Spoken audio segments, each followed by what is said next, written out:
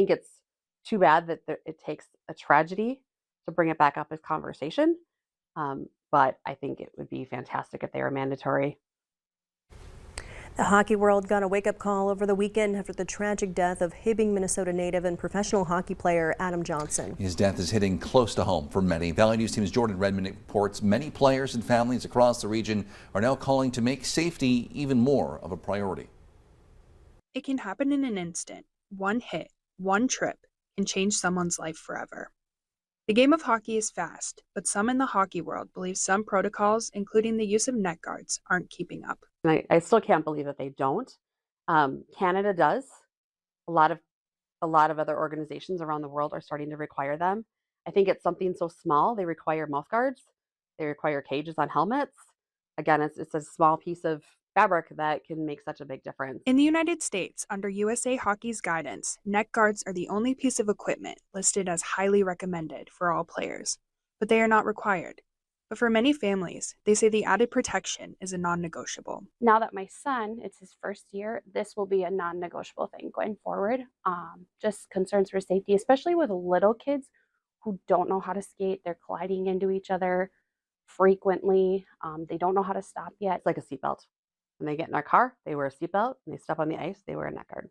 Here in the Valley, Fargo, West Fargo, and Moorhead follow the same USA Hockey guidelines and can't mandate players wear one or stop players from wearing neck guards. But they say they're doing everything they can to keep their players educated and protected. You know, it's obviously awareness.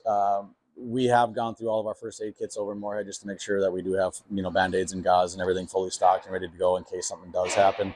A lot of people are asking if Moorhead Youth Hockey will make it mandatory, but again, we just can't. We're stuck with what USA Hockey mandates. So, but the discussion isn't only about safety in youth hockey. Current players and coaches at the college level are also taking things into their own hands. There are a few girls on our team that already wear them, and if you don't, he influenced us to go and get them. Players tell us, however, the realities of breaking down decades of hockey culture. And I think before, it was more of a stylish thing. I know you get chirped on the ice for wearing one, and so now it'll definitely be something for safety. While others are joking, they don't have a choice. My mom is making me buy one of the neck guards with the Under Armour shirt with it. But for coaches, the realities of these injuries is scary stuff. For me to go out and see hockey players and see the necks wide open and not have them protected is kind of crazy. And I hope, something comes of it where we can move ahead with this and get our necks protected.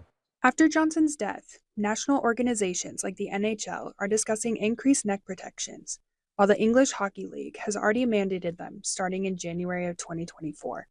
Reporting in Fargo, Jordan Redmond, Valley News Live. Well, here locally, youth hockey officials tell us there is no doubt the topic of neck guards will be discussed at the next USA Hockey Winter Meetings in January.